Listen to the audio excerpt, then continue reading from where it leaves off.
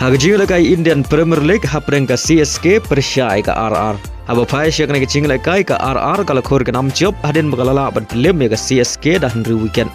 Hagana kicing lakai ka CSK kala tineng kong bat kalala ban kamai hadu shispa prap new runs bat ha pra weekend na ki RP over. Kad ba ka RR kalala ban kamai shispa prap runs bat hap tang sa wicket na ki khat new point away over. Bargane ka dairo ka nam job bakhadu jong ka RR menta ka samoi. Hagajing lakai Saudi Pro League hapreng ka Al Qadisiyah kepada ka Ken Hunia lakai wa Aubameyang Persia ka Al Aroba. Hagani kicing lakai ka Al Qadisiyah kala khor ka nam job hadin bagalala ban film ka Al Aroba dalai lakaway. Bar hagani kicing lakai wa Aubameyang liya ban tap argol na kamenta ka Al Qadisiyah. Hagaway par kicing lakai hapreng ka Al Shabab Persia ka Ken Hunia lakai Benzema ka Al Ittihad.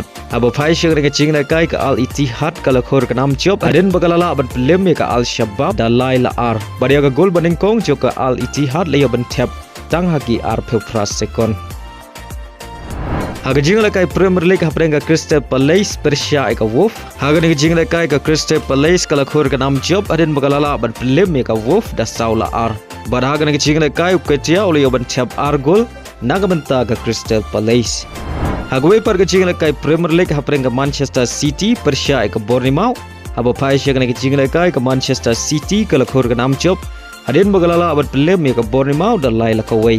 Baleng bagan kicing job ke Manchester City kala kiu biang syaka kerdan ka balai ka mi keng point bar ka don ru ka kerdan bani orung syaka Champion League ha ka samoi ka banwan lada ka job ha ka jing lakai bakhadu jongka ha ka jing lakai NBA Conference Final Game 1 hapreng ka Thunders Persia ka Timberwolf ha ka kicing lakai ka Thunder kala khor ka nam job hadin bagalala ban film ka Timberwolf da shispa khatsau la pra points.